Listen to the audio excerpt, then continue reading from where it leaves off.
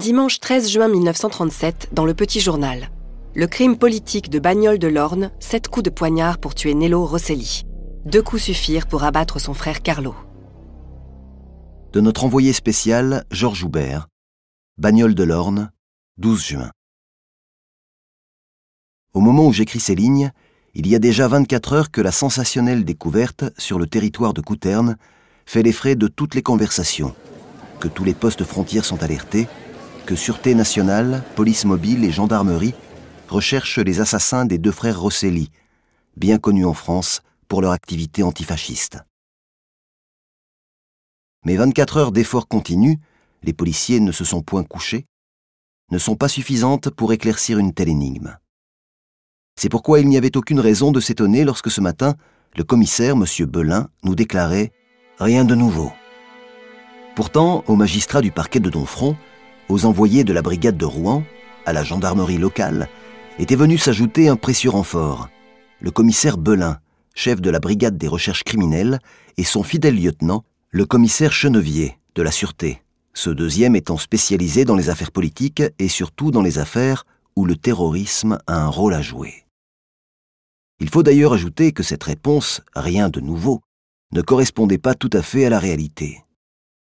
Certes, on ne sait rien de précis, mais ainsi qu'on va le voir, magistrats et policiers n'ont point perdu leur temps et ont recueilli cette nuit, ce matin et cet après-midi, des renseignements qui, sans paraître au premier abord d'une importance considérable, pourront les aider ultérieurement. Ce sera long, nous confiait ce matin le commissaire Chenevier, mais il ne faut pas désespérer.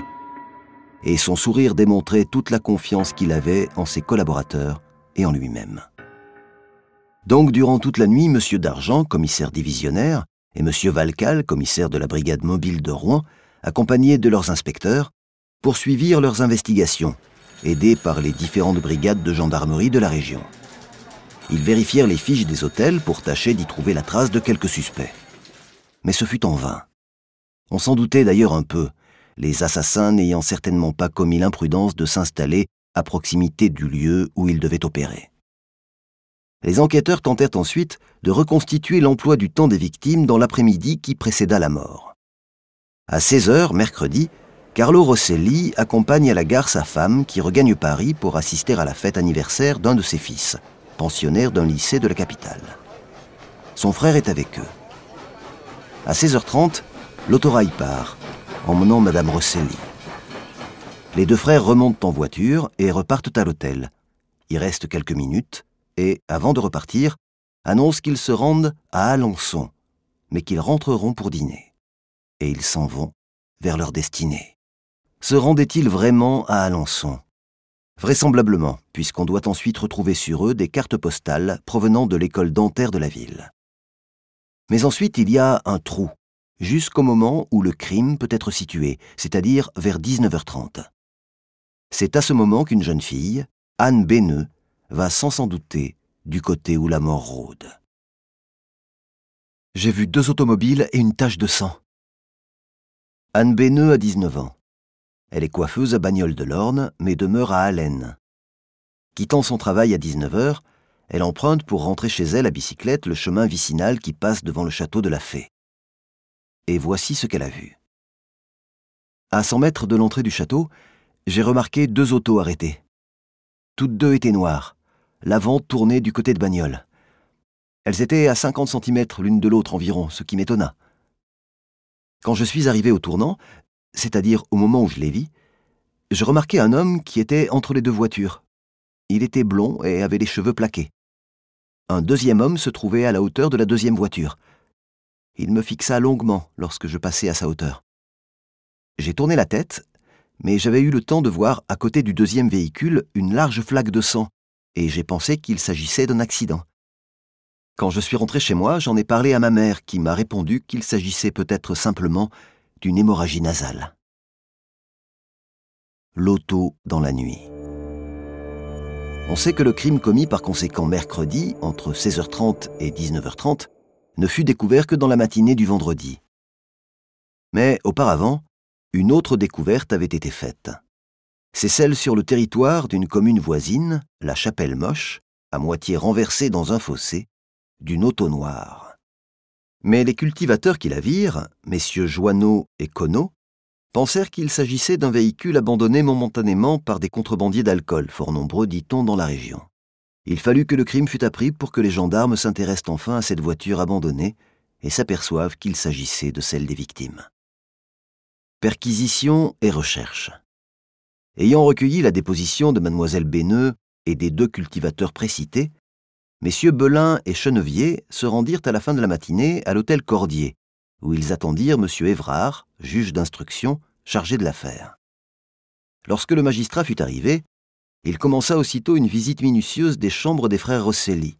Pendant ce temps, monsieur Dargent et son équipe continuaient leurs recherches dans la région, interrogeant les paysans, visitant les lieux où avaient été découvertes les victimes et la voiture, visitant cette dernière. À ce sujet, précisons que les coussins ne portent aucune trace de sang.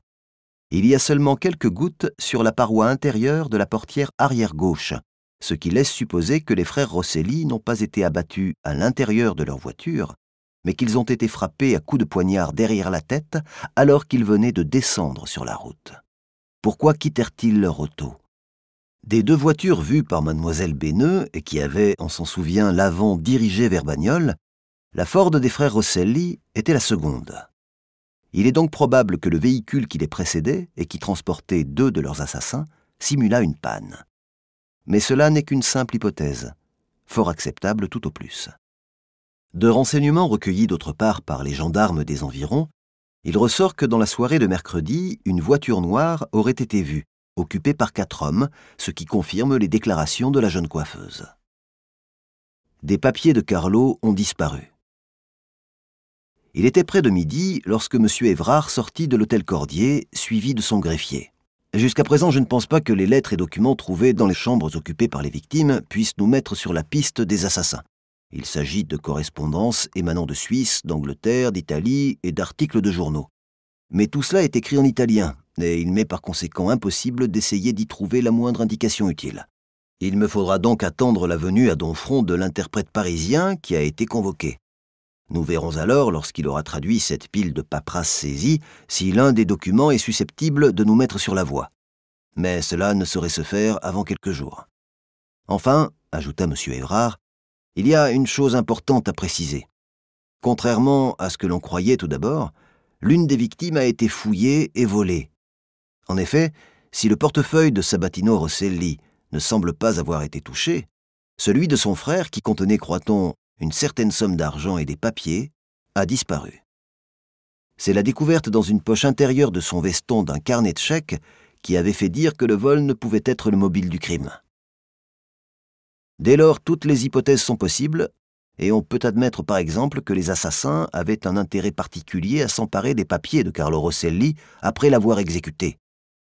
Son frère n'aurait donc été tué lui aussi que parce qu'il avait le malheur, ce jour-là, de se trouver en compagnie de celui qui était déjà condamné. Une reconstitution officieuse du crime. Au début de l'après-midi, divers points furent établis par les enquêteurs. Ceux-ci eurent d'abord la confirmation que les frères Rosselli s'étaient bien rendus à Alençon, leur passage étant signalé par un commerçant de la ville, chez lequel ils avaient acheté une pochette brodée. Cet achat est situé par le vendeur à 18h30, ce qui limite le temps pendant lequel le crime a pu être commis. 18h30, achat de la pochette. 19h30, mademoiselle Béneux voit sur la route les 2 voitures que l'on sait et la tache de sang. Dès lors, on pouvait reconstituer le drame de la façon suivante. 18h30, les frères Rosselli quittent Alençon. Derrière eux vient la voiture des assassins. Ceux-ci doublent la Ford des journalistes italiens à la hauteur du château de Couterne et 100 mètres plus loin, simulent une panne. 2 hypothèses s'offrent alors aux enquêteurs. Ou bien les frères Rosselli connaissent leurs agresseurs, mais ne se méfient pas d'eux et ils descendent, heureux de rencontrer des amis. Ou bien ils ne les ont jamais vus, et il s'agit d'une attaque brusquée. Obligé de stopper contre l'arrière de la voiture qui les précède, Carlo Rosselli n'a pas le temps de faire marche arrière pour reprendre sa route, que déjà un des assassins est sur le marchepied et le frappe de 2 coups de couteau dans la nuque. Sabatino Rosselli descend aussitôt par l'autre portière pour porter secours à son frère, mais il est attaqué à son tour par plusieurs individus, et c'est sa vigueur physique et sa résistance désespérée qui lui valent de recevoir, lui, 7 coups de couteau. Cette scène tragique se déroule à l'endroit même où M. Jarry devait découvrir les 2 cadavres. Ceux-ci, les crimes achevés, sont traînés sur 6 mètres de longueur jusqu'au taillis le plus proche et abandonnés dans la boue. Pendant ce temps, l'un des meurtriers fait le guet. C'est à ce moment que Mlle Béneux passe et aperçoit les 2 voitures, ainsi que leurs 4 occupants. Ces derniers ont-ils peur? Sans doute, car au lieu d'abandonner la voiture de leur victime sur place, ils préfèrent l'emmener plus loin. Ils finissent par la laisser dans un fossé, à 8 km de là, sur le territoire de la commune de la Chapelle-Moche, où devaient la voir un peu plus tard messieurs Conneau et Joanneau. Puis ils s'en vont dans leur voiture, non sans avoir placé dans celle des frères Rosselli la machine infernale que l'on sait, destinée sans doute à faire disparaître les traces qu'ils auraient pu y laisser. Tel est à peu près le résultat de la reconstitution officieuse à laquelle nous nous livrâmes cet après-midi. Madame Rosselli arrive à Bagnoles-de-l'Orne. Madame Carlo Rosselli, arrivée au début de l'après-midi à Bagnoles-de-l'Orne, accompagnée de 2 amis, se rendit aussitôt à l'hospice de Couterne auprès des corps de son mari et de son beau-frère. Maîtrisant sa douleur, la jeune femme parvint à rester calme et, très pâle, déposa une gerbe de fleurs rouges sur le cercueil de Carlo Rosselli. Un peu plus tard, elle fut entendue par M. Évrard, juge d'instruction, et le commissaire Belin. Mais ces déclarations n'apportèrent aucun élément nouveau à l'enquête. D'ailleurs, M. Belin et M. Chenevier, un peu plus tard, regagnaient Paris par le même train que la veuve du directeur de Justice et Liberté. Des cheveux sous les ongles. Le docteur Revesque, médecin légiste, qui pratiqua l'autopsie, signala d'autre part aux enquêteurs qu'il avait relevé sous les ongles des victimes quelques cheveux, ce qui laisserait supposer, comme nous le disions plus haut, qu'il y eut de la part des frères Rosselli une certaine résistance et une lutte avec leurs agresseurs. Ajoutons que le gant ensanglanté dont nous avons parlé hier et les 2 paires de lunettes appartenaient sans aucun doute aux victimes. M. Cianca fait une déclaration. On sait que Carlo Rosselli avait à son journal un co-directeur, M. Cianca. Celui-ci, arrivé à Bagnoles-de-l'Orne en même temps que la femme de son ami, fit la déclaration suivante. Il est absolument inadmissible de prétendre que Carlo Rosselli a pu être victime d'anciens camarades antifascistes. Par sa culture, son intelligence et son dévouement à la libertad, il avait l'estime et l'affection de tous ceux qui partagent nos idées. On reconnaissait en lui une des personnalités les plus éminentes et les plus dévouées de la lutte commune. Il ne peut s'agir que d'un crime fasciste, perpétré d'ailleurs dans des conditions absolument identiques à celles qui ont entouré la mort de Matteotti et d'Amendola. S'aidant de documents qui lui étaient parvenus sans doute d'Italie, il avait publié dans le supplément de son journal Justice et Liberté un pamphlet écrit en français intitulé « Les ordres secrets de Mussolini à la presse italienne ». En outre, dans son dernier numéro de Justice et Liberté, Carlo Rosselli avait consacré un important article à l'anniversaire de la mort du leader socialiste italien Matteotti. Carlo Rosselli était considéré comme l'âme du mouvement antifasciste hors d'Italie et avait des relations suivies avec ses compatriotes résidant en Grande-Bretagne. D'autre part, le procureur de la République du parquet de Domfront, M. Daligo, nous explique. Exécution politique indiscutable. Vraisemblablement, à mon avis, règlement de compte entre fascistes et antifascistes. Il faut souhaiter qu'on retrouve le coupable et qu'on le châtie sans pitié, car aucune passion politique ni aucun ressentiment ne peut justifier de tels crimes. L'enquête se poursuit. Ainsi, après 2 jours d'enquête, les policiers ne sont guère plus avancés qu'au commencement. M. Dargent et M. Valcal, de la brigade mobile de Rouen, poursuivent leurs recherches. Mais bien peu de faits apparaissent clairement. On sait simplement que les assassins devaient être au nombre de 4, qu'il s'agit d'un crime politique, que le portefeuille d'une des victimes a été volé. C'est tout. Quant à savoir d'où venaient les assassins et à quel parti ils appartiennent, cela, on ne le sait pas encore. Carlo était un homme redouté, déclare son beau-père. Londres, 12 juin. Monsieur Cave, résident près de Londres, beau-père du professeur Carlo Rosselli, a déclaré aux journalistes « Carlo était redouté pour son talent. Monsieur Mussolini est en effet plus porté à craindre un homme de tête pondéré comme lui qu'un fol énergumène. C'était un homme des plus capables, ne craignant rien, bref, un homme dangereux pour un système basé sur le mensonge, la duperie et la force brutale. Quant au meurtre de Nello, je n'y comprends rien, car il avait accepté philosophiquement le régime fasciste. Carlo, lui, avait combattu en Espagne. C'était lui qui avait organisé le premier contingent d'antifascistes italiens, connu sous le nom de Colonne Garibaldi. Chaque semaine, il publiait dans son organe une liste des sommes souscrites par des exilés pour subvenir aux frais de la colonne Garibaldi. Cela a dû lui attirer la colère de M. Mussolini, surtout après la défaite des forces italiennes en Espagne. Carlo était atteint de phlébite, contractée à la suite d'une blessure qu'il avait reçue en Espagne, et il faisait une cure à Bagnoles de l'Orne. Mais je ne puis comprendre, conclut son beau-père, comment Carlo, si avisé, si prudent, a pu se laisser entraîner dans une embuscade pour s'y faire assassiner. Une fois déjà, dans la cour d'un immeuble, 129 boulevard Saint-Michel, s'imprime depuis quelques mois le journal Justice et Liberté, où Carlo Rosselli avait coutume de faire des révélations sur la propagande fasciste. Les rédacteurs de ce journal se souviennent qu'en 1936, un homme se présenta à Carlo Rosselli comme un marin italien antifasciste. Il raconta qu'il avait déserté à Alexandrie, puis gagné l'Angleterre, d'où il était passé en Hollande.